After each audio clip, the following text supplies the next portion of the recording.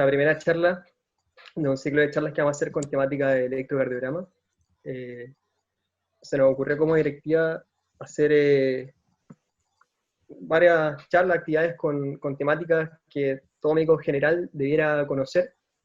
Y bueno, el electrocardiograma, en este caso, algo que vamos a ver durante toda nuestra vida en varias especialidades y como médico general. Y bueno, también a modo de reforzar la malla, se nos ocurrió realizar esto. Y para eso nos contactamos con el doctor Carlos Olivares, que ahí lo pueden ver en el flyer que hicimos. Y bueno, él es médico internista de la UFRO, cardiólogo adulto de la UFRO y cardiólogo intervencional, ¿cierto? Él también es docente de nuestra universidad. Y para los que son más chicos y no lo conocen, capaz que lo vayan a conocer en tercero, donde él ya hace clase a en medicina interna 1, y no sé si más adelante lo verán. Pero él accedió de muy buena manera y nos ofreció todo el apoyo del equipo de cardiología para realizar estas actividades, que son muy importantes para cumplir nuestra misión como academia, que es formar o ayudar a formar médicos con buena capacidad en el diagnóstico, en el tratamiento de las enfermedades. No sé si el doctor ya está en condiciones de partir. Cuando usted quiera. Ok, entonces voy a dejar de compartir pantalla y puede empezar a compartir la presentación. Ahora tenemos 79 participantes interesados. Me aparece un mensaje en que está inhabilitada la función de compartir. Le tengo que dar hospedar. Sí. Ustedes me avisan. Ahora sí.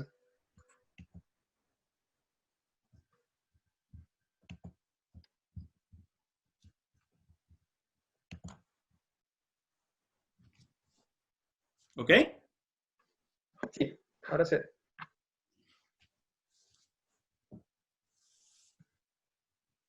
Cerremos la puerta mejor.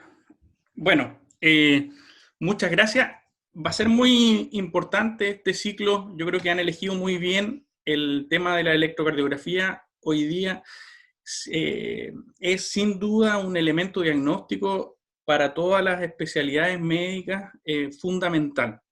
El desarrollo de la electrocardiografía, como lo que comentaremos, también ha avanzado de manera muy, muy estrepitosa en los últimos años. Vamos hoy día a conversar sobre el electrocardiograma, sobre cómo enfrentarlo, sobre cómo ir poco a poco perdiendo el miedo de lo que significa enfrentarnos a algo que en un comienzo es desconocido, y lo que hoy día me gustaría es que ustedes tengan los elementos iniciales para diagnosticar un electrocardiograma normal. Y a partir los capacitados, son los que no tienen algún problema. Y a partir del electrocardiograma normal, hacer un camino posterior entonces a todas las alteraciones. Y para eso me gustaría hablar de algunos fundamentos y de alguna idea general en relación a cómo estructurar una lectura.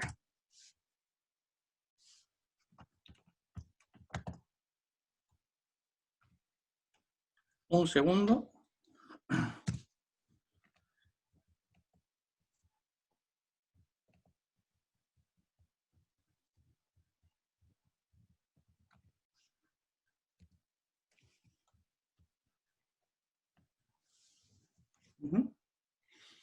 Cambió la imagen, ¿verdad? Sí, doctor. Sí, doctor. Perfecto.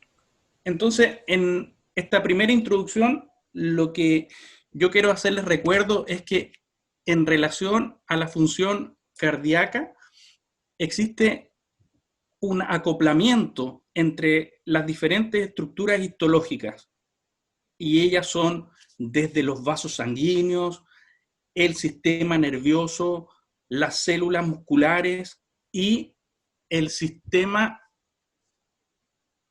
alguien está pidiendo, no, están los chicos, y el sistema de conducción cardíaca. En relación a eso, una cosa súper importante es entender la anatomía del sistema de conducción cardíaca, y es lo que yo les quiero mostrar en esta imagen, donde lo que vemos en primer lugar es el nodo sinoatrial. El nodo sinoatrial se caracteriza por la presencia de las células con mayor automatismo y es desde donde se genera el estímulo nervioso para la conducción cardíaca. Esto está ubicado a nivel alto de la aurícula derecha en relación con la llegada de la vena cava superior y se comunica hacia ambos atrios a través de un sistema interconectado muy pequeño. En la aurícula derecha existen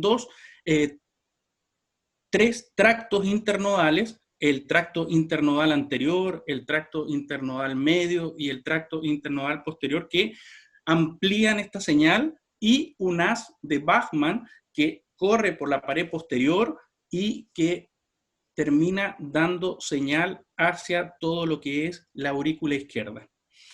Muy importante del punto de vista fisiológico es comprender que anatómicamente, de manera normal, solo existe un punto de conducción, un solo camino eléctrico que une el sistema atrial con el sistema ventricular. Y eso cobra mucha relevancia cuando más adelante nos toque ver situaciones patológicas como son los haces paraespecíficos en el contexto, por ejemplo, del síndrome de Wolff-Parkinson-White. Esta señal eléctrica, entonces, continúa hasta el nodo atrioventricular. Un nodo atrioventricular que tiene ciertas características en el sistema de conducción con un enlentecimiento dado por todo su sistema iónico y se comunica luego con el haz de His para posteriormente dividirse en una rama izquierda que imbrica todo el ventrículo izquierdo y que se subdivide en un haz anterior y en un haz posterior, y una rama derecha, ¿verdad?, que también imbrica todo lo que es el ventrículo derecho. ¿De dónde nace todo esto? Y es un elemento que no tenemos que olvidar. Bueno, nace de esto que tiene que ver con los sistemas de depolarización. Son las señales de depolarización de las células automáticas, donde lo que tenemos que recordar acá es básicamente que es el calcio, los canales iónicos de calcio, los que tienen mayor relevancia. No sé si se alcanza a ver mi flecha. Ustedes me dicen. Sí, se ve, doctor. Perfecto. Esta relación del automatismo en esta pendiente de repolarización automática hasta el punto de umbral es la que va a ser modificada de diferentes maneras, tanto por el sistema simpático como por el sistema parasimpático, ampliando o disminuyendo la pendiente de depolarización. Y el umbral de depolarización también va a estar mediado por una serie ya más específica en relación a otros cambios en el medio interno, como va a ser el pH, como podría ser la isquemia. Estas células automáticas también se acompañan de otras células que tienen también estas características de depolarización que son muy importantes conocer. Dentro de ellas, las que en mayor número están son las células musculares, y básicamente todas tienen esta característica en que a partir de un punto de umbral se depolarizan muy rápidamente. En este caso, este otro grupo de células, las que no tienen un automatismo, se caracterizan por principalmente el ingreso iónico de sodio. Después tienen un periodo de repolarización inicial, ¿vale?, que es esta parte más horizontal, lo que nosotros en general llamamos periodo refractario absoluto. La célula, entre comillas, está sobresaturada en relación a estímulos externos y ella no va a responder a ninguna situación. y posteriormente, ¿verdad?, una fase de repolarización donde la célula va a intentar nuevamente, por mecanismos fisiológicos, de volver a su potencial de base, a su potencial negativo. Y en ese minuto ciertos estímulos podrían, entre comillas, desencadenar un nuevo periodo de repolarización, por lo cual, a partir de este punto, esta etapa en la fase de potencial de acción celular miocárdico recibe el nombre de periodo refractario relativo, porque en cierta medida puede ser estimulada y puede desencadenar un estímulo, para luego llegar nuevamente a la fase 4 de reposo. Por lo tanto, tenemos una serie de cambios iónicos, cambios a nivel de receptores, que también del punto de vista fisiológico los conocemos, pero del punto de vista patológico pueden en el tiempo adquirir importancia, tanto a nivel terapéutico, cuando analizamos todas las formas en las cuales nosotros podemos modificar farmacológicamente las propiedades eléctricas del corazón, como cuando hemos logrado obtener la suficiente información como para identificar ciertas patologías. Por ejemplo, la disminución de X transportador puede asociarse a X arritmia. Continuando en este punto, en esta imagen lo que yo quiero recordarle es que diferentes puntos del corazón en relación al sistema eléctrico tienen diferentes propiedades potenciales automáticas, y cada una probablemente como una especie de escalera, en la ausencia de la superior, en la ausencia de la más automática, podrían mantener un ritmo de escape, un automatismo más lento. Finalmente, lo que podemos decir es que las células que tienen una depolarización más rápida y que probablemente terminan traduciendo las imágenes electrocardiográficas, finalmente van a ser las células musculares, tanto por número como por masa. Y en este sentido, es buen momento también para recordar de que yo no tan solo desde fuera del cuerpo puedo tomar el registro eléctrico del corazón, sino que también hoy día a través de la electrofisiología, introduciendo catéteres intracardíacos, podemos tener registro más específico de toda la actividad eléctrica del corazón y posicionarnos anatómicamente en estos pequeños sitios como por ejemplo el nodo atrioventricular. También puede ser buen momento para comentarles que por muchos años y antes, entre comillas, que la electrofisiología tome una cabida importante en todo lo que es la cardiología intervencional, tratamos a muchos de nuestros pacientes con fármacos.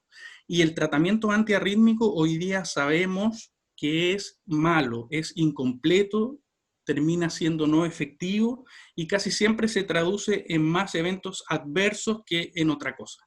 Entenderán ustedes que la modificación puntual de una zona que parezca tener una relación patológica va a, sin duda, modificar también una serie de otras zonas que finalmente probablemente van a traducir más problemas que soluciones. De manera contraria, hoy día el intervencionismo en arritmia termina siendo en general una terapia curativa en una serie de situaciones patológicas y finalmente mucho más segura. Por lo tanto, del punto de vista práctico, recordar que hoy día podemos tomar actividad eléctrica cardíaca externa y también actividad eléctrica cardíaca interna intracavitaria.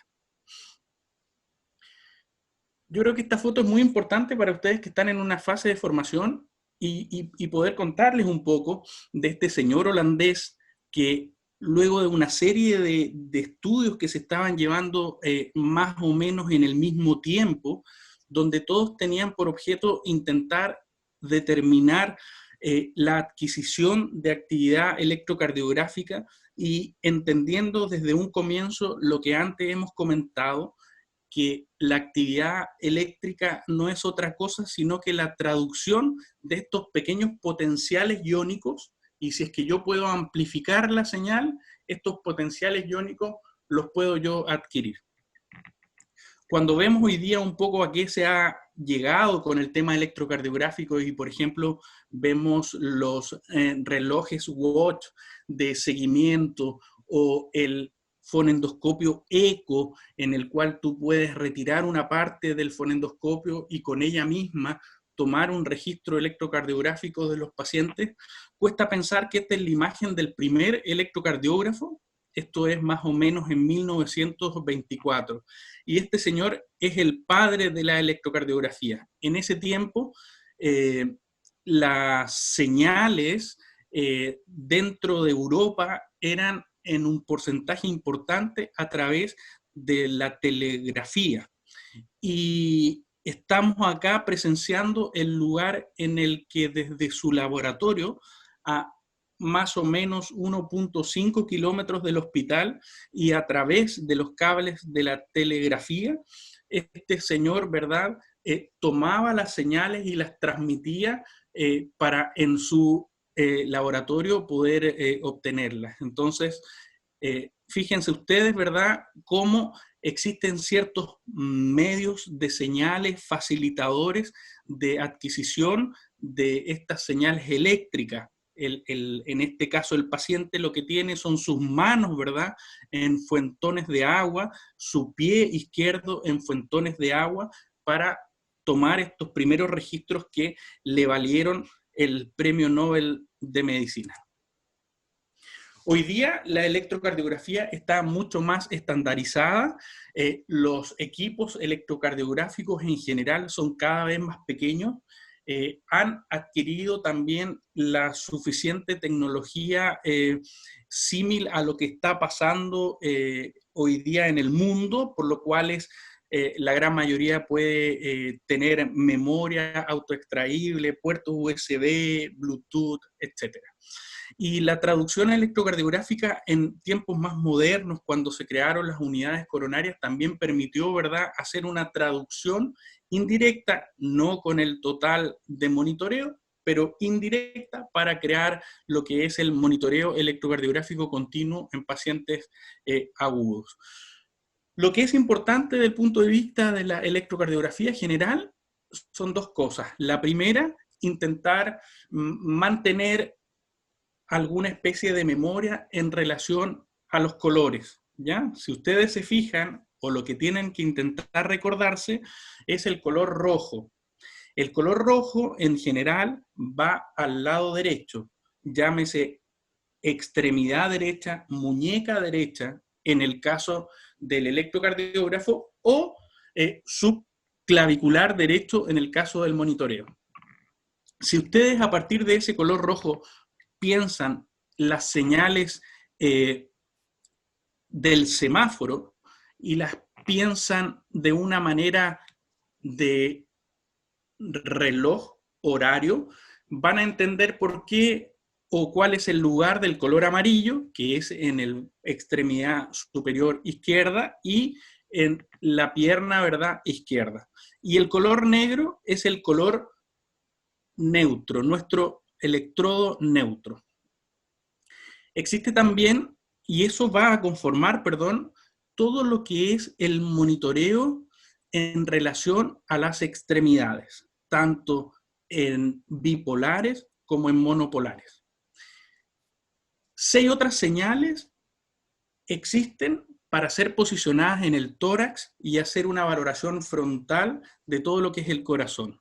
Y ahí entonces una de las cosas que tienen que intentar acordarse básicamente es el tema del posicionamiento, que de uno va para esternal en el cuarto espacio, ¿verdad?, intercostal derecho, y desde ahí se despliegan todo el resto de los electrodos. B2 va en el cuarto espacio intercostal para esternal izquierdo, B3 va entre B2 y B4, a B4 lo colocamos en el quinto espacio intercostal, línea axilar anterior, el B5 lo colocamos a nivel de la línea línea medio clavicular, perdón, B4, B5 lo colocamos a nivel de la línea axilar anterior y B6 a nivel de la línea axilar media.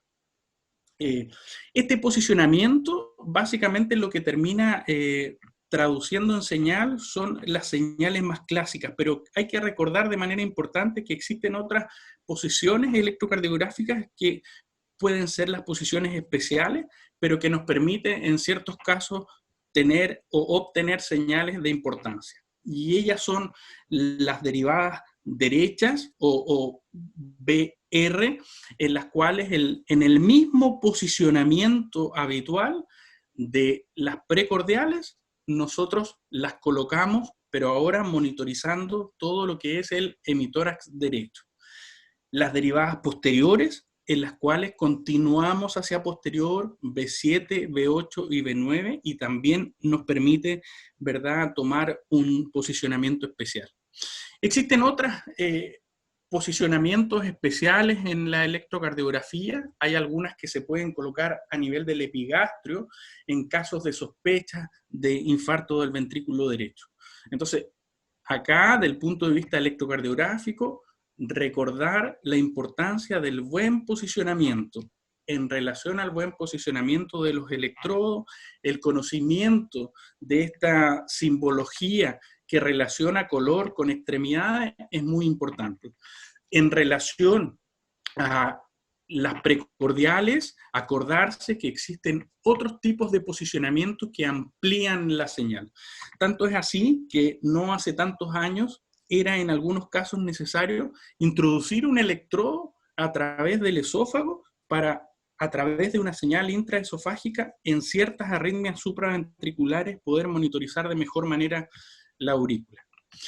Del punto de vista práctico existen algunos detalles. Por ejemplo, ¿qué hago cuando yo tengo que tomar un electrocardiograma en un paciente que tiene una amputación? ¿Dónde lo posiciono? En ese caso, lo que tenemos que hacer, estos son unas paletas que tienen unas placas, ¿verdad?, de metal, las cuales tienen que tener un dispositivo que favorezca la señal. Habitualmente es un gel conductor, y en ese sentido lo que hay que hacer es posicionar esa misma paleta de señal proximal a la amputación, teniendo mucho cuidado con el borde más distal de la amputación. Muchos de estos pacientes pueden tener lo que nosotros llamamos un síndrome del miembro fantasma, entonces pueden tener mucha neuropatía, ¿vale? Si, por ejemplo, la amputación es tan alta que los pacientes o no tienen, entre comillas, extremidades ni siquiera desde la zona más proximal, lo que tenemos que intentar hacer es intentar posicionar, ¿verdad?, esto de una manera diferente. Lo podemos hacer a través de electrodos y lo podemos hacer proximal, tanto en el abdomen como a nivel supraclavicular, etc. Lo que no es tan infrecuente es que cada vez que yo voy a tomar un electrocardiograma, la señal inicial del electrocardiógrafo comienza a ser inestable. Y uno trata de pensar en que posiblemente pudiese a lo mejor algún cable electrocardiográfico estar fracturado, vamos y mejoramos la señal y el posicionamiento. Algunos pacientes masculinos con más vello se rasuran aún más, etcétera, y la situación sigue siendo la misma. Muchas veces esto tiene relación con la tierra del enchufe en relación al lugar donde nosotros estamos. ¿Qué se puede hacer? Yo puedo desenchufar el equipo, girarlo y volver a colocarlo en el mismo punto de enchufe. Si es que eso no mejora la señal, lo más probable es que ese enchufe no tenga una buena tierra, y entonces lo que hay que intentar hacer es cambiar el enchufe. Muchas veces con esas maniobras la situación cambia. Entonces, el tips, aparte del resumen, el tips acá son posicionamiento o toma electrocardiográfica en situaciones especiales, los BR, derivadas posteriores, etc. En relación al electrocardiograma, la traducción electrocardiográfica tiene relación con esta depolarización, con esta señal. Y lo que yo hago es que estoy mirando mi electrocardiógrafo, mi punto, mi electrodo, entre comillas, inspector, lo que hace es que mira al corazón desde un sitio, ¿vale? Y esta mirada traduce lo que yo les intento explicar con esta imagen. Cuando mi electrodo diagnóstico, ¿verdad?, mira al corazón y desde el corazón se acerca a este electrodo, esa señal electrocardiográficamente se traduce en una señal positiva, como lo vemos en este punto. Acá, en este punto, la actividad eléctrica escrineada, la actividad eléctrica examinada, se acerca al electrodo examinador. Es una señal que termina siendo positiva. De manera contraria, cuando mi electrodo inspector mira al corazón y el vector eléctrico se aleja del electrodo inspector, lo que se describe es una señal negativa, que finalmente lo que está traduciendo es que en relación a ese electrodo inspector, la señal se aleja.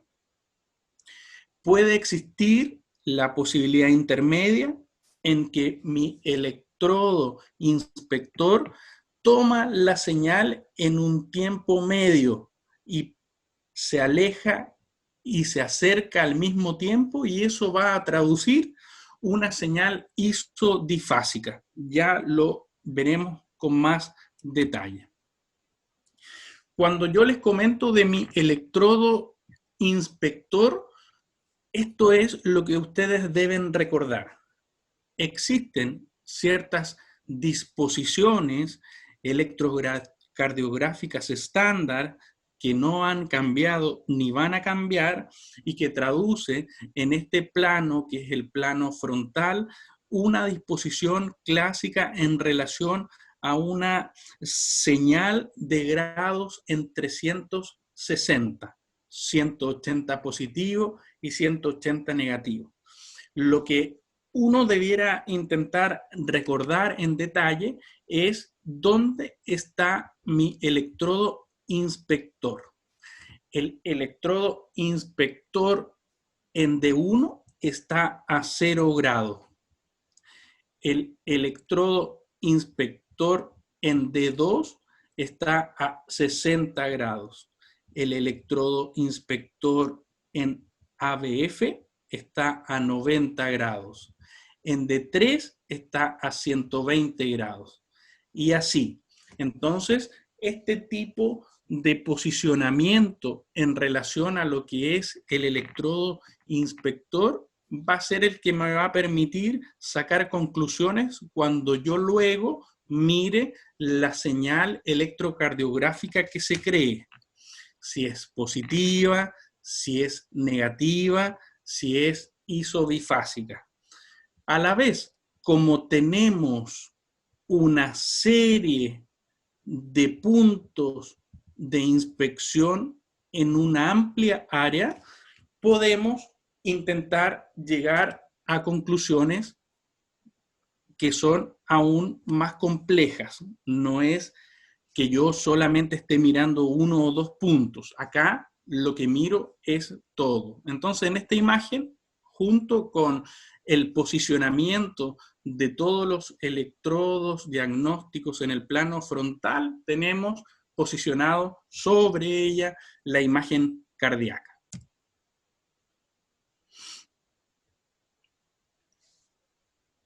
Veamos este ejemplo que tiene que ver con una disposición anatómica, ¿vale? La disposición anatómica del corazón.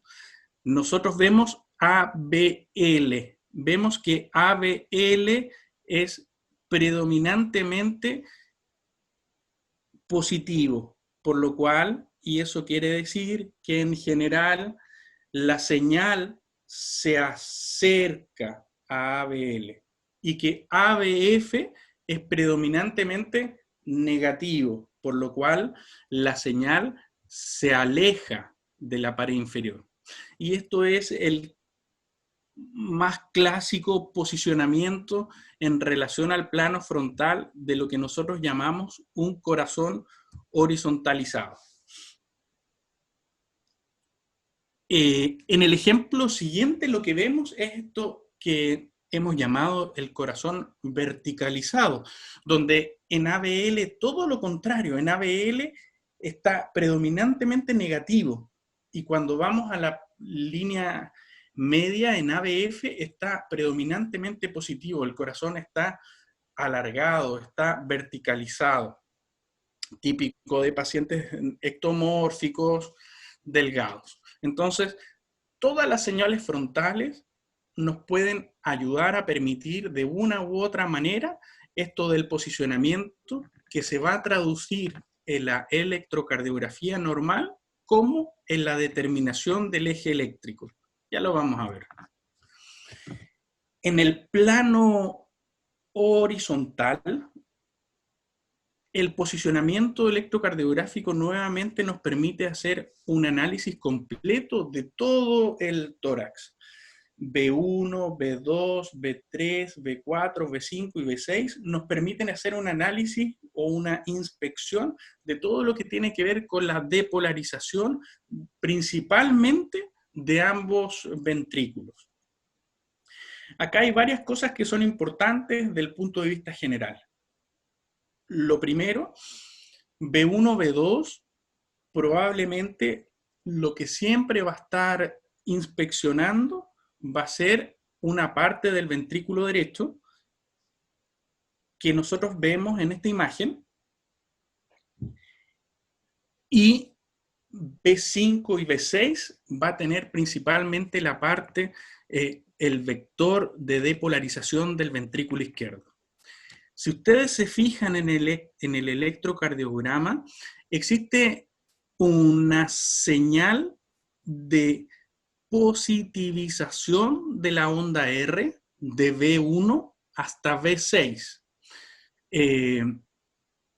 Si ustedes se fijan, existe un punto en el que el complejo QRS comienza a ser más isodifásico. En el caso de este electrocardiograma, podríamos decir que B3 es el más isodifásico. Y ya en B4 lo que existe es una R predominante. Este punto de transición, el punto de transición eléctrica en el plano horizontal, dice tener cierta relevancia en relación al eje del corazón en nuestro plano horizontal, determinando dos conceptos, la dextrorotación o la levorotación. En términos sencillos, lo que hay que recordar es el concepto del punto de transición. Y en términos sencillos, lo que hay que recordar es que lo normal, el punto de transición ocurra normalmente entre B3 y B4. Como les contaba, dependiendo de la zona que yo diagnostique, la zona que yo valore, puedo determinar diferentes vectores de señal. Y en esta imagen lo que le quiero contar es el resumen parcializado de lo que es el vector de depolarización de los ventrículos. El vector de depolarización de los ventrículos tiene una zona inicial, el número 1, en que depolariza transeptal una señal que es muy pequeñita, para luego todo el vector de depolarización ser adquirido por el vector 2, que es el que traduce la depolarización ventricular izquierda y, por decirlo de alguna manera, se come la depolarización del ventrículo derecho, para finalmente actuar a nivel basal con la depolarización final, la depolarización de las bases de ambos ventrículos. Y es por eso que, si ustedes se fijan, en B1 existe una pequeña onda R que traduce que este electrodo en B1 mira el primer punto de depolarización del septum ventricular. ¿Vale? Eso es lo relevante. Y la onda S profunda en B1, nuevamente lo que hace es traducir esta gran vector ventricular izquierdo. Otro elemento importante a conocer en relación al electrocardiógrafo es el papel del electrocardiógrafo. El papel del electrocardiógrafo tiene un lenguaje particular, tiene ciertas características y programación que son muy importantes ver. Lo primero, a mano izquierda ven ustedes que en altura siempre la información que nosotros obtendremos va a ser la amplitud. Y en la línea horizontal, siempre la información que obtendremos va a ser la información del tiempo. Lo que ustedes ven en el cuadriculado a izquierda como una especie de rectángulo de torre es muy importante, es la señal de programación, la cual generalmente tiene 10 milímetros milivolts, ¿vale? Eso quiere decir que esta torre, este rectángulo, lo primero, en altura tiene 10 cuadrados y en segundo lugar crea un rectángulo perfecto, traduciendo que el polígrafo del electrocardiógrafo funciona bien. Eso va a traducir entonces nuevamente este primer requisito de universalización en el cual va a estar ajustado la amplitud. El electrocardiógrafo contiene pequeños cuadraditos que cada cierto tiempo existe una señal, una línea destacada formando cuadrados más grandes. Cada pequeño cuadradito mide 0.1 milivolt en amplitud y en tiempo 0.04 milisegundos, 0.04 segundos, que es lo mismo que 40 milisegundos. Y cada cuadradito mide 1 milímetro. Los cuadrados más grandes contienen 5 cuadraditos pequeñitos y en tiempo constituyen 0.2 segundos, lo que es lo mismo que decir 200 milisegundos. Esto puede ser importante en relación a ciertos parámetros diagnósticos en electrocardiografía anormal o patológica o no fisiológica. Por ejemplo, cuando hablamos de los tiempos del PR, cuando el PR está aumentado, cuando tenemos un bloqueo aurículo-ventricular, ¿verdad? Y ese bloqueo aurículo-ventricular mide más de 200 milisegundos. Ojo, estas señales que están puestas en el electrocardiógrafo nos pueden ayudar a tomar la medición de buena forma. Algunos electrocardiógrafos en la línea superior del trazado muestran ciertas señales que son unas marcas en el papel que por defecto algunos los llevan a 1 segundo, otros los llevan a 3 segundos, que también puede ser una señal sin ser universal como esta, puede también traducir información. De nuevo, en lo que podemos nuevamente comentar es que como tiempo, cada 5 cuadrados grandes tenemos 1 segundo, que es a lo mejor algo que también para medir señales, para medir frecuencias, nos puede servir. Pero este es el papel electrocardiográfico. Acá el tips tiene que ver con la velocidad del papel. El tips tiene que ver con la programación del equipo. O sea, cuando un electrocardiógrafo moderno yo le coloco que registre, lo puedo hacer que registre por programación o automático. Cuando, por ejemplo, el electrocardiógrafo registra automático, podría existir una señal electrocardiográfica muy amplia y él se podría autoajustar. Y esta señal que nosotros vemos acá, cambiar, ¿verdad? En vez de ser 10 milímetros, cambiar a 5 milímetros. Y si es que yo no me doy cuenta de que está en 5 milímetros milivolt, la traducción, el análisis puede ser incorrecto si es que yo no lo sé.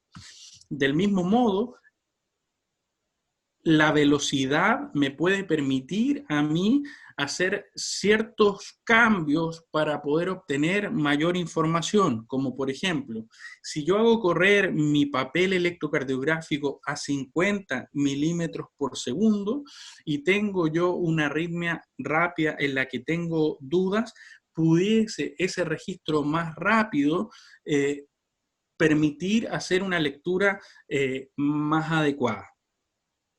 Esto es mucho más frecuente y sencillo en los monitores.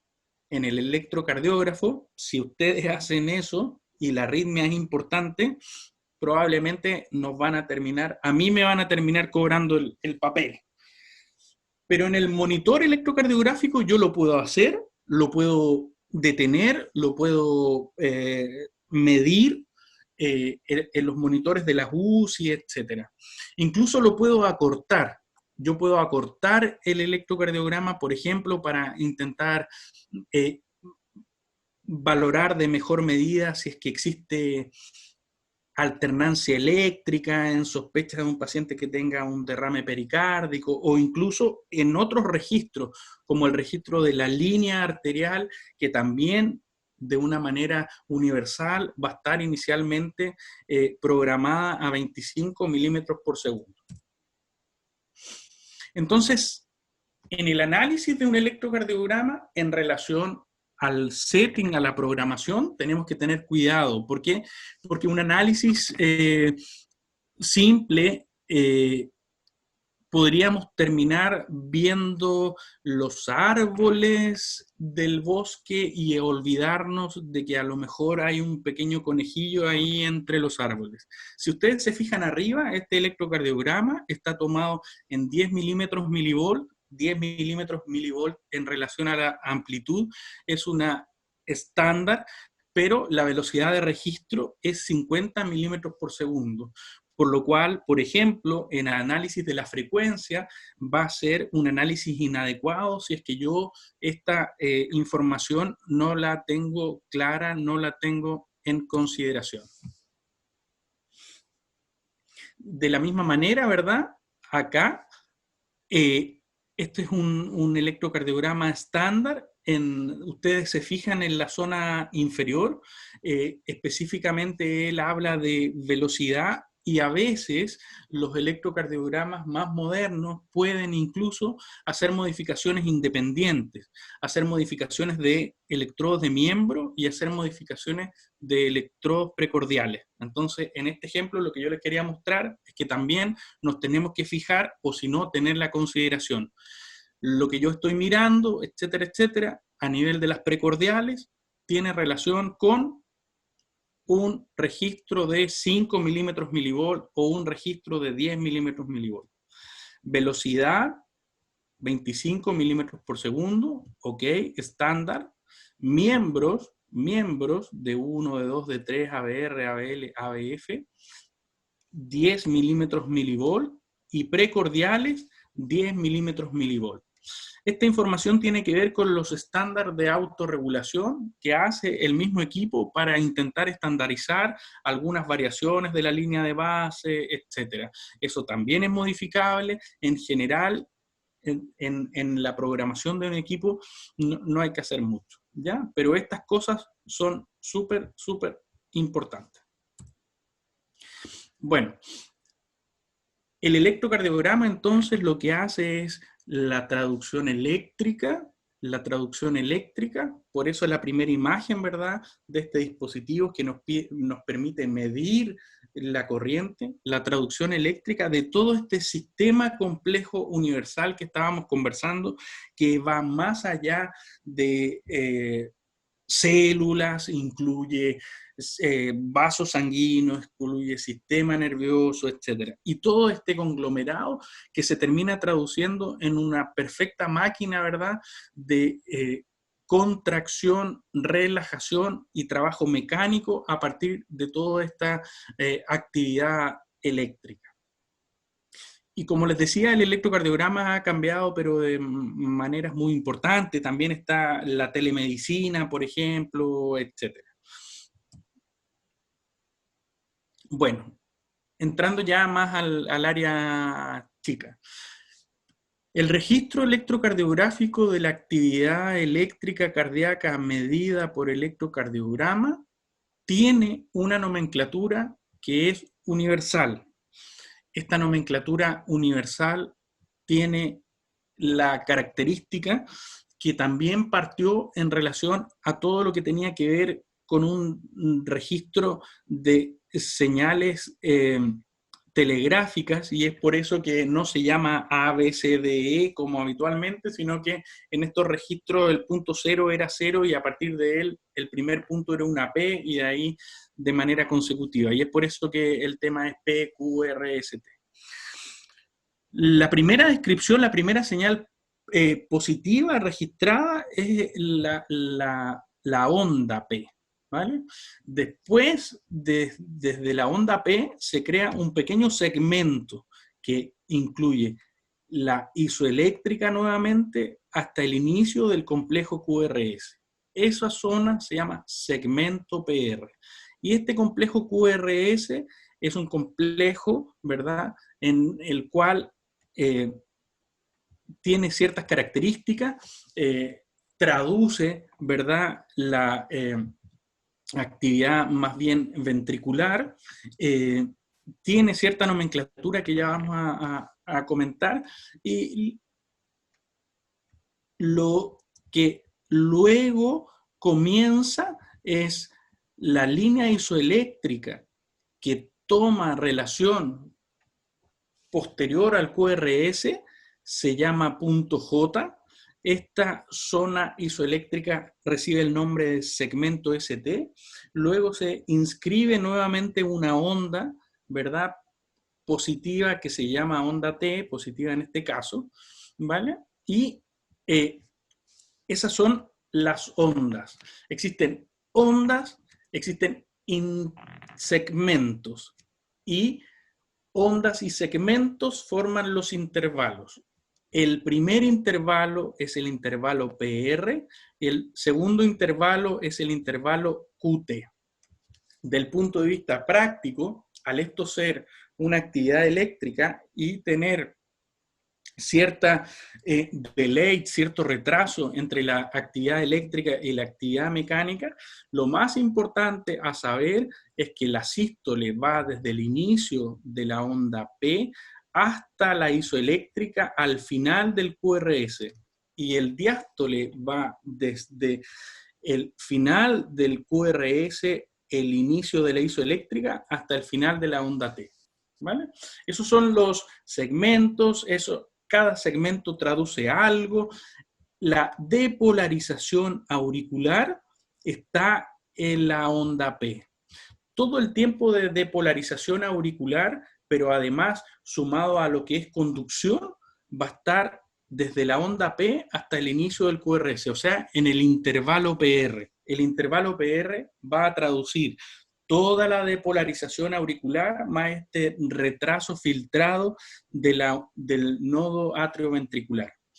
El QRS y la onda T van a incluir la depolarización ventricular, la repolarización ventricular y la repolarización auricular. Todo va a estar en en ese segmento. Mirado de otro punto de vista, para intentar, ¿verdad?, de nuevo volver a tener alguna traducción, quizás a destacar, acá aparece la onda U, que puede ser una onda positiva que podemos encontrar después de la onda T. ¿Vale? Todos estos segmentos, todas estas señales van a ir modificándose en la medida de lo que nuestro electrodo observador vaya mirando. No siempre va a estar esa pequeña Q dentro del complejo, no siempre va a estar esa pequeña S dentro del complejo, y todo esto, todas las conclusiones electrocardiográficas se tienen que sacar luego de hacer una mirada completa de todo el electrocardiograma. Del punto de vista de la nomenclatura del complejo QRS, lo que podemos conversar tiene relación con las imágenes siguientes. El complejo se llama Q a la primera deflexión negativa que aparece posterior a este intervalo PR. Se llama R a la primera deflexión positiva e inmediatamente posterior a la onda Q o a la isoeléctrica, y se llama onda S a la deflexión negativa posterior a la onda R.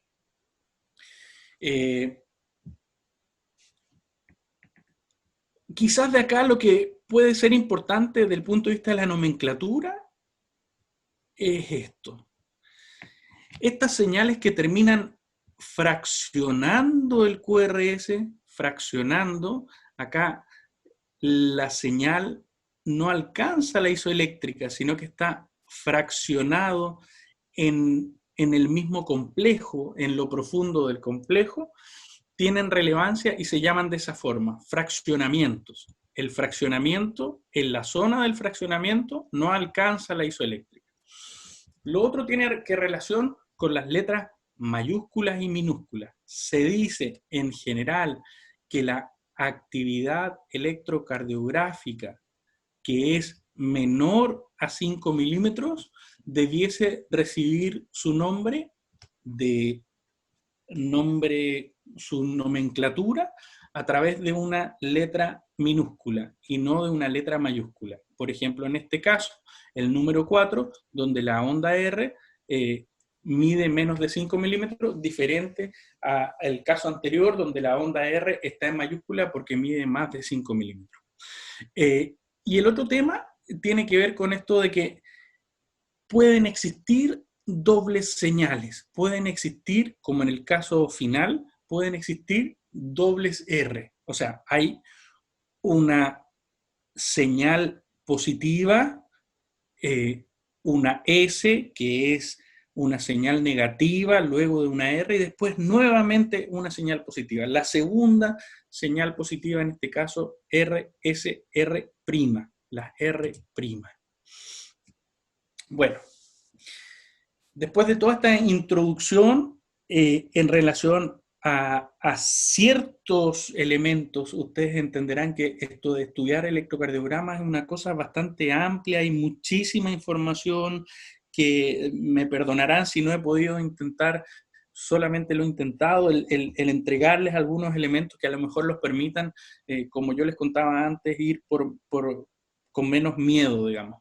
Vamos a ver este tema, la sistematización. Lo primero para saber es que yo tengo que tener la certeza de que mi electrocardiograma está bien tomado. Si no hago este paso, probablemente las conclusiones, las tomas de decisión y el tiempo que yo utilice va a ser un tiempo perdido. Lo segundo es saber qué tipo de ritmo, y en ese sentido lo que yo quiero hoy día insistirle es intentar darle una mirada a lo que es el ritmo sinusal. Que el ritmo sinusal, entre comillas, tiene ciertas características que se tienen que cumplir, que si no se cumplen, lo que yo estoy autorizado para decir es que este electrocardiograma no tiene ritmo sinusal. Si ustedes aprenden lo que es ritmo sinusal, me doy por pagado. La frecuencia cardíaca, el eje eléctrico y saber identificar en un electrocardiograma esto de las ondas, los intervalos, los segmentos, si tienen cierta duración normalmente o no, y después ya pasaremos, entre comillas, a otras cosas que son más complejas. Y por último, probablemente este tema de algunas variantes de la normalidad, que son cosas un poquito generales. Veamos qué pasa con el tema de los bien tomados. Los bien tomados, lo que conversábamos. Lo primero, independiente, puede estar bien tomado, pero para mi análisis necesito yo saber de que mi electrocardiograma está a 25 milímetros por segundo y que está a 10 milímetros milivolt, tanto en derivadas frontales como en derivadas precordiales. Si es que eso no es así, lo tengo que yo tener claro, porque probablemente en mi análisis, si no lo tengo claro, voy a tender a cometer algún error. Lo otro es el posicionamiento de los electrodos, esto que yo les comentaba, que puede ir desde un primer minuto, o sea, de que yo verifique, entre comillas, rojo, amarillo, verde, negro, a que yo una vez que tome el electrocardiograma también tenga ciertos elementos para decidir esta cosa está bien tomada o no. Y en ese sentido lo que hay que recordarse es que en general lo que es normal, existen ciertas excepciones casi extraordinarias, pero lo que ustedes tienen que saber, el QRS predominantemente tiene que ser negativo en ABR. Y bueno, ¿por qué en ABR tiene que ser negativo? ABR mira, ¿verdad?, desde acá. El eje eléctrico cardíaco principalmente va hacia inferior. Si es que ABR está positivo, quiere decir que la mayor masa ventricular izquierda y la señal de depolarización, entre comillas, está hacia arriba. Menos probable que el corazón esté dado vueltas de siempre, y lo más probable entonces que haya un cruce en relación a los electrodos en su posición. Y lo otro es este tema que a veces puede tener relevancia, sobre todo como doble confirmación, que es el triángulo de Heisofen, en el que se supone que las señales bipolares tienden en un punto cero, y entonces el triángulo es equilátero, por lo cual se dice que el QRS de D2 va a ser igual a la suma del QRS de D1 más D3. Esto suma, me refiero yo a la posibilidad de positivo y negativo. Lo otro es que la P tiene que ser positiva en D2. Yo me fijo en mi electrocardiograma, la P positiva en D2, la P positiva en D2.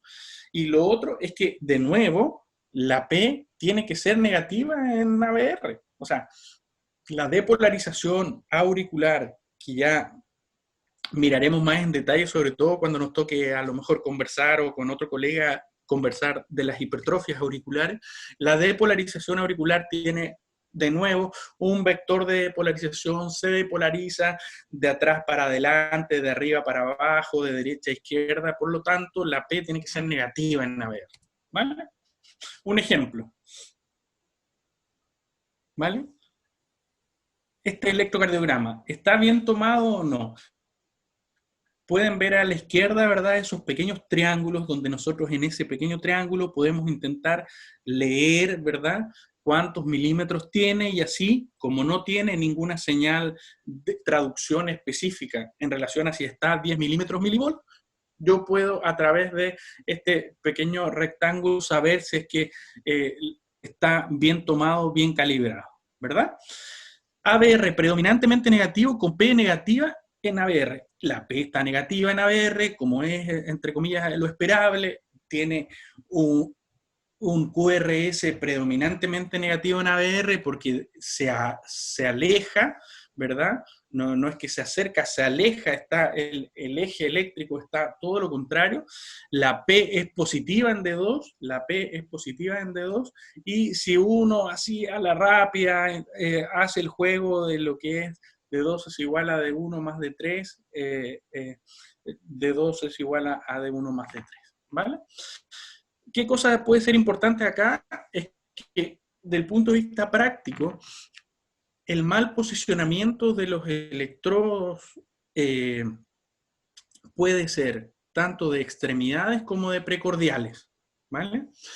Puede que yo tenga un mal posicionamiento de extremidades, pero podría tener suficiente información de precordial que en ese minuto me permita tomar decisiones. Por ejemplo, existe un mal posicionamiento, está la P positiva en ABR y la R es predominantemente positiva en ABR, pero existe un tremendo supradesnivel en toda la precordial, B1, B2, supradesnivel tremendo.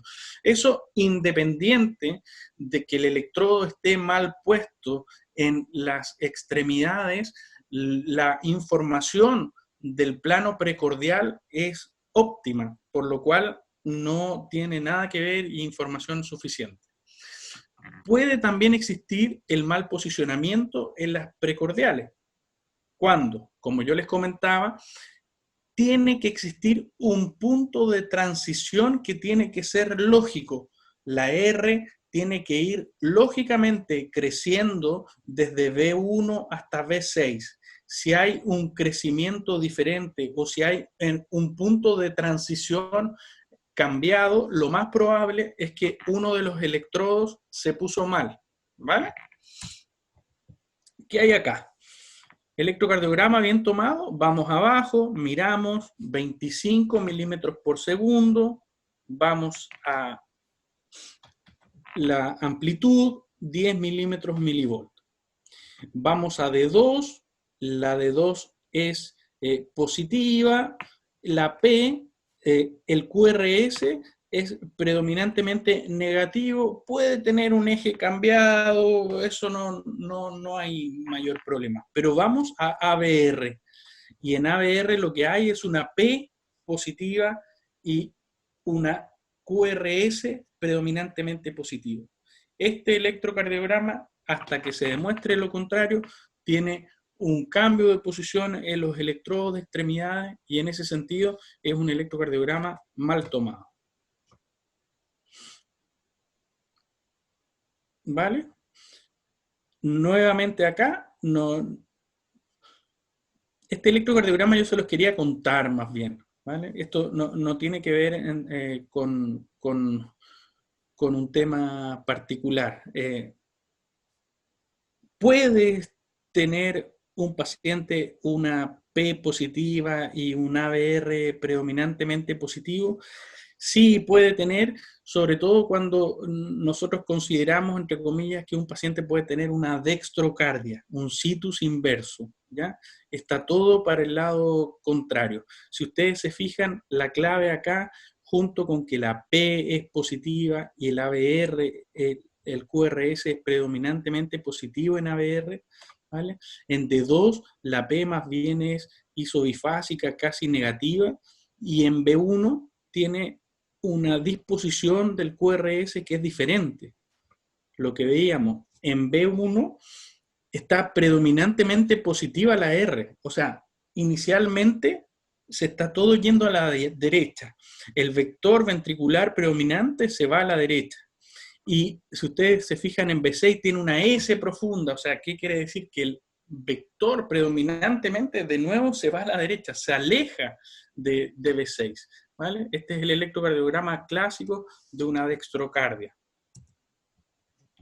En relación al tipo de ritmo, esto es súper importante porque no siempre se da el ritmo sinusal, se define por una onda P de morfología sinusal. ¿Qué significa de morfología sinusal? Que es negativa en ABR y que es positiva en D2, en D3 y en ABF. ¿Vale? A veces también se pide que la P sea positiva en D1, pero del punto de vista práctico lo que tienen que ustedes recordar es que sea negativa en ABR y positiva en D2. ¿Vale? Y lo otro que es súper importante es que todas las ondas P o cada onda P esté seguida de un complejo QRS. Cada onda P que esté seguida de un complejo QRS. Esto en un comienzo es un poco difícil en la electrocardiografía porque uno comienza a tener un análisis visual muy general y en la medida que pasa el tiempo, en que uno va estudiando, en que los casos de electrocardiografía patológica uno los comienza a ver, la análisis visual comienza a ser mucho más específico y ahí se empieza a dar cuenta de muchos detalles que finalmente te ayudan a analizar el electrocardiograma. Veamos acá. Lo relevante entonces, 25 milímetros segundo, 60 milímetros milivolt, ¿vale? La amplitud ahí está, los 10. QRS predominantemente negativo en ABR, P negativa en ABR. P positiva en D2, P positiva en D3, P positiva en ABF, P positiva en D1. ¿Vale? Algunos agregan acá este tema de que fisiológicamente tiene que tener la P de B1 un discreto componente negativo, ¿vale?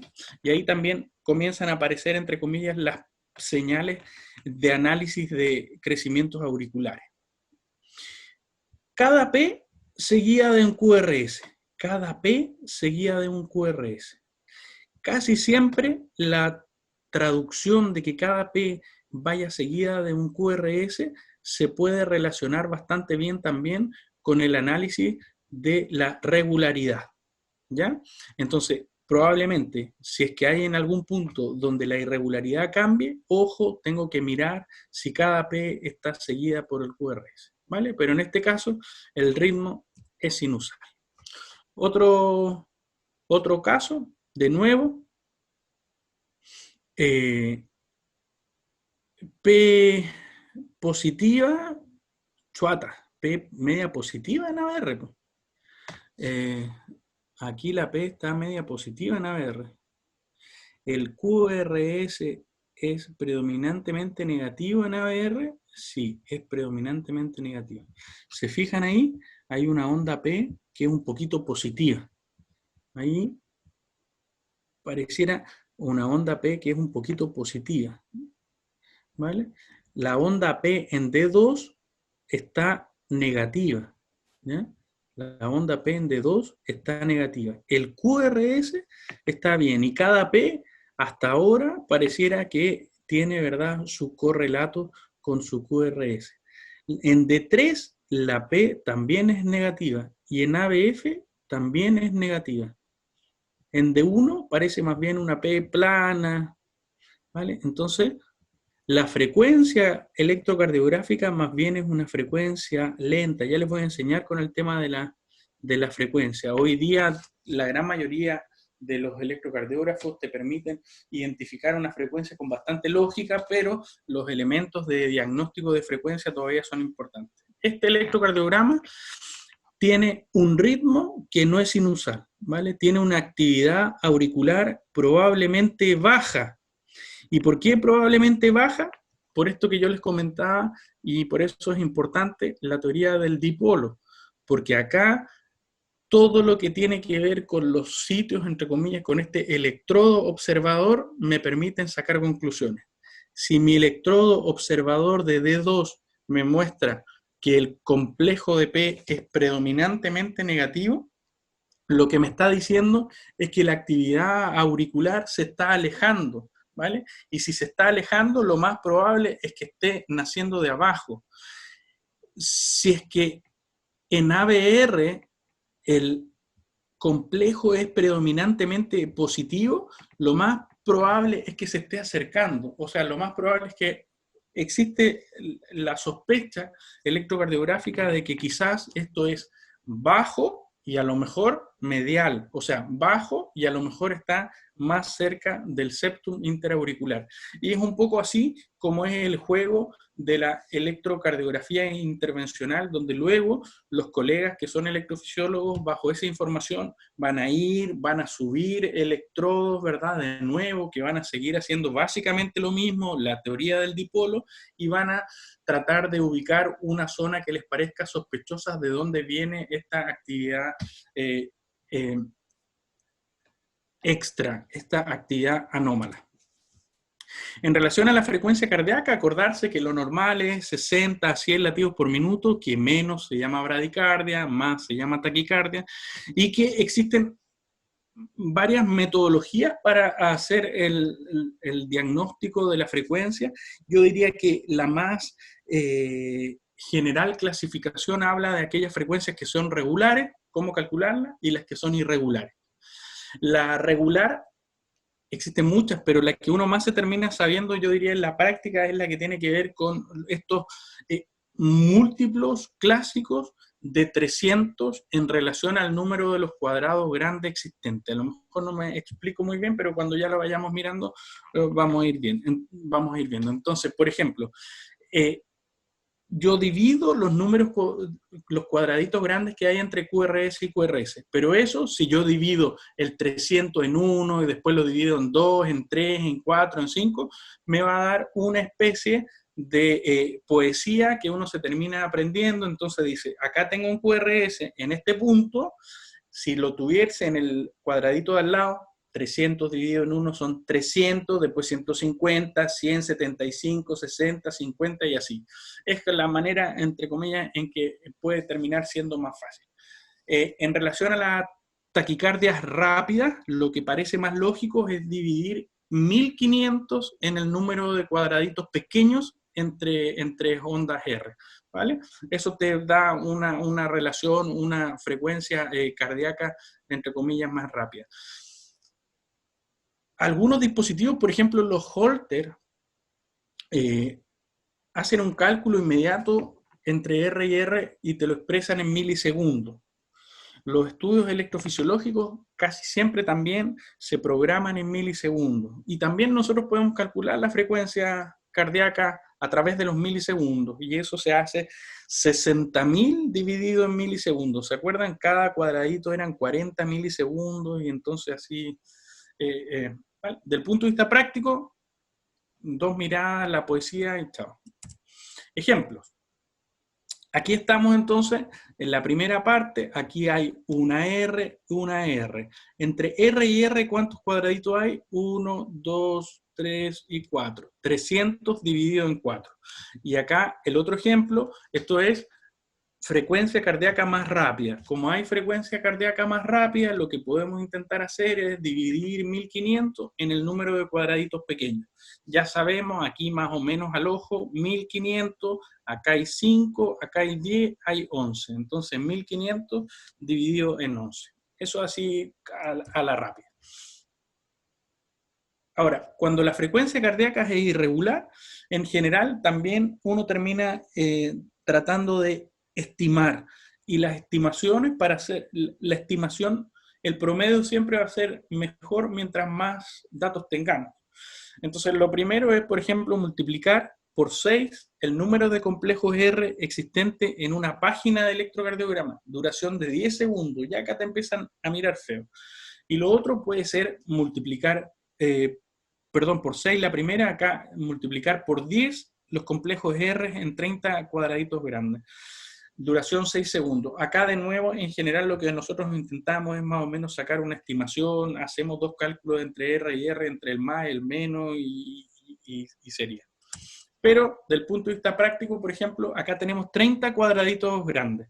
Y en los 30 cuadraditos grandes, desde el inicio, desde la primera, o sea, ustedes ven acá, va el primer cuadradito grande y en este ya lo cuento, ¿vale? Comienzo a contar, me da 15 y esos 15 los multiplico por 10 y eso me da, entre comillas, la frecuencia cardíaca en frecuencia rápida. Ahora, también es importante que sepan que existen y cada vez más existen reglas que son reglas lectoras electrocardiográficas donde sale toda la información del electrocardiograma. Sale todo esto que tiene que ver con las derivaciones frontales, precordiales, muchísima información, el QT corregido por frecuencia, etc. Y dentro de esa información sale esto que yo les comento, que es la tabla, una regla para calcular la frecuencia del electrocardiógrafo. Entonces, en este caso, depende un poco en relación a qué velocidad está tomado el electrocardiograma. Este electrocardiograma es estándar, entonces como es estándar es 25 milímetros segundo y lo que me pide es que yo coloque la flecha en el primer QRS y luego cuente 2 QRS y ahí más o menos voy a tener la frecuencia. ¿Vale? Eso. El eje eléctrico es siempre importante porque se van a dar cuenta luego de que existen ciertas alteraciones, sobre todo de la conducción y algunas patologías miocárdicas que hacen que el eje eléctrico cambie, ¿vale? Y en ese sentido, el eje eléctrico, de nuevo, no es otra cosa que la traducción en relación a los electrodos observadores del vector sumatorio de la depolarización del corazón. Y es en ese mismo análisis en que se divide, ¿verdad?, un eje eléctrico que es una zona normal, la que está puesta en azul, entre menos 30 y 90. Acá lo que ustedes tienen que intentar recordar es, en esta misma imagen, colocar el D1, el D2, ABF, D3, lo mismo, y hacer el mismo análisis, ¿vale? Pero para que recuerden entonces, existen desviaciones del eje izquierda, desviaciones del eje a derecha, y estas desviaciones extremas o ejes indeterminados, ¿vale? Pero esto es el mismo análisis. ¿Cómo hacemos? ¿Cómo llevamos a cabo el análisis del eje eléctrico? También acá hay un montón de técnicas. Vamos a tratar de revisar la primera. Vamos y buscamos dentro de las precordiales de extremidades, las precordiales de extremidades solamente son las que tienen que ver con el eje eléctrico cardíaco. Vamos y buscamos, podemos buscar el QRS más isoeléctrico o isodifásico, el QRS más isodifásico, podemos buscar el QRS más positivo, podemos buscar el QRS más negativo. Y después de eso vamos y analizamos. En el primer ejemplo, entonces, lo que se encontró es que ABL tiene el QRS más isodifásico. Cuando era isodifásico, sabíamos que la señal electrocardiográfica del vector estaba perpendicular a ella. El más positivo, y el más positivo está en D2, por lo tanto, no sabemos cómo es perpendicular, teóricamente perpendicular, puede estar entre 60 y 120. Como ya sabemos que es el más positivo, estamos claros que es en 60, ¿vale? Eso es así. Ahora, existen ciertas maneras resumidas de hacer el análisis del eje. Los electrocardiógrafos hoy día, dentro del informe electrocardiográfico, también te indican inmediatamente el eje, pero ese eje hay que confirmarlo. A veces se equivoca, ¿vale? Yo creo que la mejor manera de intentar calcular el eje es, como yo les expliqué, no necesariamente ustedes tienen que determinar los 33,2 grados, sino que tener una idea de isodifásico, si es el más positivo es que se aleja, que se acerca, si es el más negativo es el que se aleja, y así. Esto tiene que ver con un tema clásico. Estas reglas a veces lo traen, de que si de 1 y ABF es positivo, el eje normal, y así. Están todas las técnicas que permiten el cálculo del eje, y más allá de eso, lo más relevante es, de nuevo, el eje. Tengo que tener certeza que mi electrocardiograma está bien tomado. Veamos acá un ejemplo, ¿vale? El QRS más positivo para mí es el ABL, ¿ya? Y sé que es negativo en D2, en D3 y en ABF, ¿vale? Sé que se aleja de toda la pared inferior, ¿vale? Y sé que se acerca más a ABL. Incluso se acerca algo a ABR. ¿Lo ven? ABR tiene un poquito de... tiene una Q y tiene una R. Entonces, este eje está mirando hacia arriba. Está hacia la izquierda, ¿ya? Después conversaremos. Este electrocardiograma tiene una alteración de la conducción intraventricular porque tiene un hemibloqueo izquierdo anterior. Pero lo importante es lo que conversábamos del eje, el más negativo, el más positivo, y juego con toda esa información. Lo negativo es que se aleja, lo positivo es que se acerca, y lo más isodifásico es que está perpendicular. De nuevo acá, lo que es más positivo, pareciera ser de 1, está bien positivo de 1, está bien positivo de 2, ABL está también positivo, de 3 está negativo, ¿vale? ABF también está negativo. Entonces, en general, este electrocardiograma está más entre 0, ¿verdad? Y ABL. ¿Mm? Así, ¿vale? De nuevo, lo mismo. ¿Cuál es la más positiva? ¿Cuál es la más negativa? ¿Vale? Acá la más positiva está en D3, la más negativa está en ABL. Ups, pero ¿qué conversábamos? Siempre es súper relevante tener cuidado porque los electrocardiogramas, para sacar este tipo de conclusión, tenemos que tener primero la consideración de que, sobre todo en el eje, está bien tomado. ABR tiene una R predominantemente positiva con una P positiva. Este electrocardiograma está mal tomado. Las ondas, los intervalos y los segmentos, ¿vale? Yo pienso que es un buen tiempo, no sé, en general se dice que el tiempo de concentración son 45 minutos para los alumnos. Llevamos casi 1 hora 20. No sé, Ernesto, yo dejaría hasta acá. Podríamos conversar si tú quieres. Y después espero tus instrucciones. ¿Usted dice hacer un break, doctor? Es que no sé si es que quieran ¿O seguir, dejarlo hasta acá y seguir otro día? como ustedes quieran.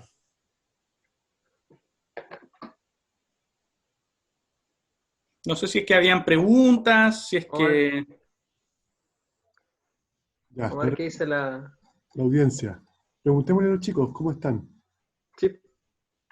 A ver, hasta aquí dicen algunos. Bueno, y parece que el único que ha comentado, Cristóbal Riquelme. No, es en el grupo de miembros de... Sí, por el grupo de miembros todavía dicen retomar otro día. Sí, me parece igual, porque a lo mejor ha sido harto. Súper. Sí, retomemos otro día. Le decimos a los chicos que continuamos.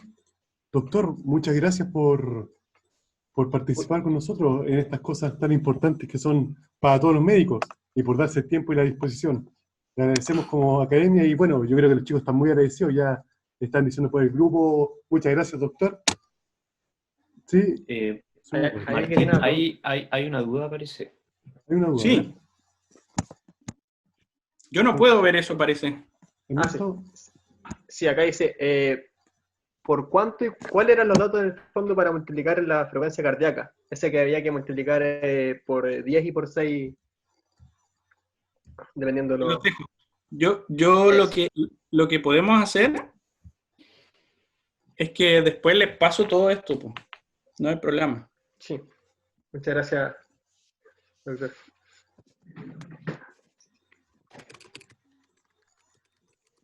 Había otra duda, parece, pero todavía no la escribe. Ahí están preguntando. Chicos, igual esta clase está grabada y posteriormente la vamos a habilitar para que la vean los miembros, no se preocupen. ¿Hay más preguntas para eso, no? No, están agradecidos. Gracias, doctor. Gracias, doctor. Excelente presentación. Muchas gracias, doctor. Gracias.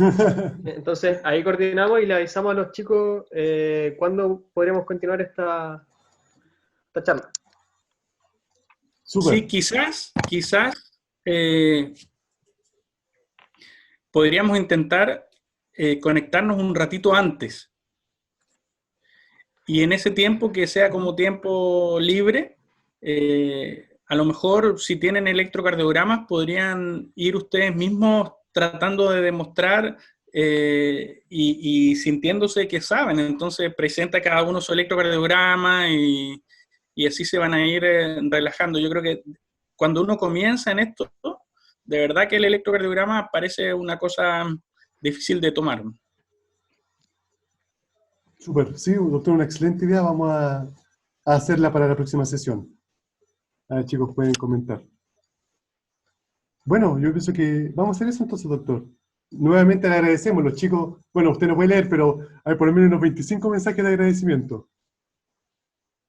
Ahí parece, ahí vi una pregunta, a ver, dame un segundo. Chicos, bueno, me ponen a buscar la pregunta que se perdió entre todos los mensajes. Ahí está. A ver, déjame leer la primera. Ya, lee nomás, Ernesto. Ahí dice, si hay que mirar la onda P en ABR y la derivada 2, y en cada una se obtiene una onda negativa y positiva. O sea que en ABR sería negativa y en la 2 sería positiva. ¿Qué pasa en las siguientes derivadas? Sí, lo más importante de nuevo es entender de que cada parte del electrocardiograma traduce una área atómica. Por ejemplo, en el caso de la P, lo que traduce es la aurícula, ¿vale? Y cada aurícula o cada vector va a crear en el electrocardiograma una actividad eléctrica en base a la teoría del dipolo. No sé si me están siguiendo. Esta teoría del dipolo te va solamente a traducir lo que tú estás encontrando en la medida que tú lo vayas mirando. Por lo que si es que en ABR está negativo y en D2 está positivo, la P, lo único que yo te podría decir es que lo más probable es que en D3 la P seguro va a estar positiva. En ABF seguro va a estar positiva. En D1, que está casi contraria a ABR, como en ABR es negativa, es seguro que en D1 va a estar positiva. Y así.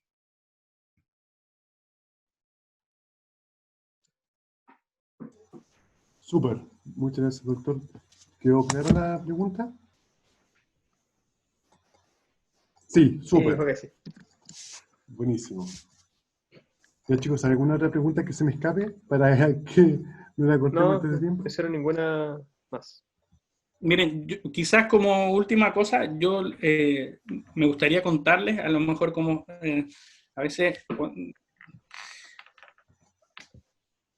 existe un profesor que creó un libro, lo deben conocer porque casi siempre uno tiene buen acceso en el inicio, que es el doctor Castellano, el libro de electrocardiografía de Castellano. Ese libro va muy bien en las primeras etapas.